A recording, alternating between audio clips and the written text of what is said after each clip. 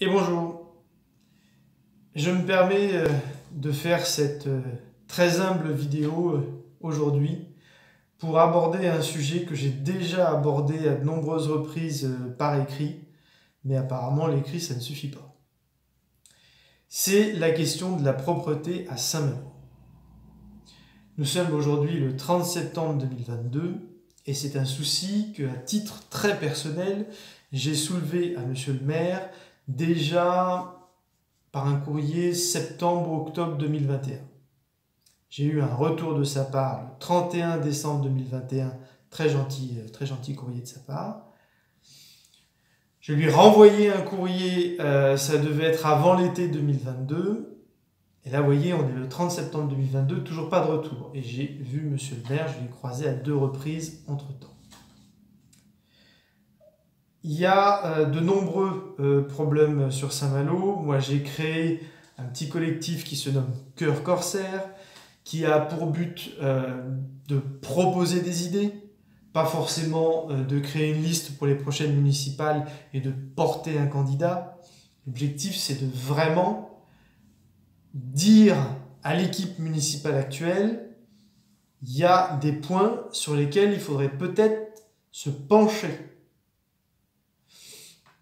Et les points concernant la propreté, c'est une évidence. Une évidence.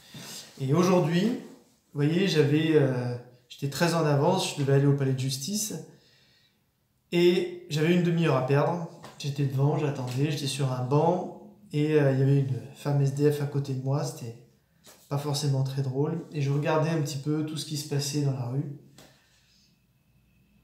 Et franchement, ça m'a consterné, quoi. De voir que notre ville devient un ghetto. C'est un mot peut-être un peu fort, mais c'est quand même la vérité.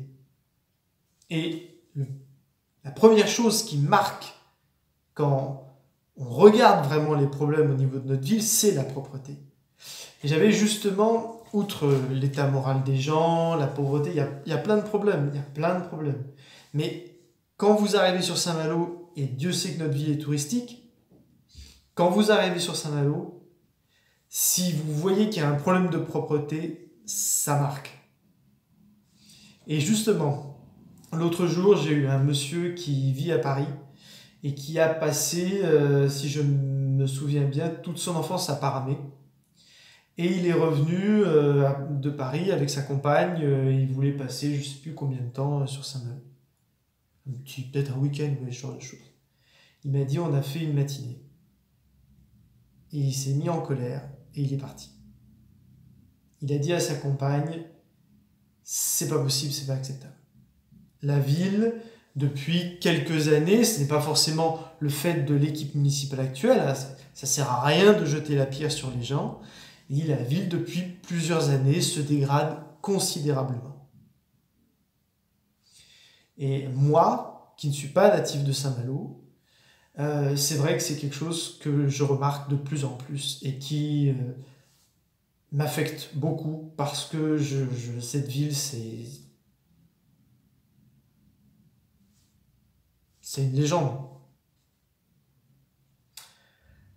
Donc voilà, je vous fais cette humble vidéo pour appuyer un peu plus sur le problème de la propreté sur notre bonne ville de Saint-Malo, qui est une ville extraordinaire.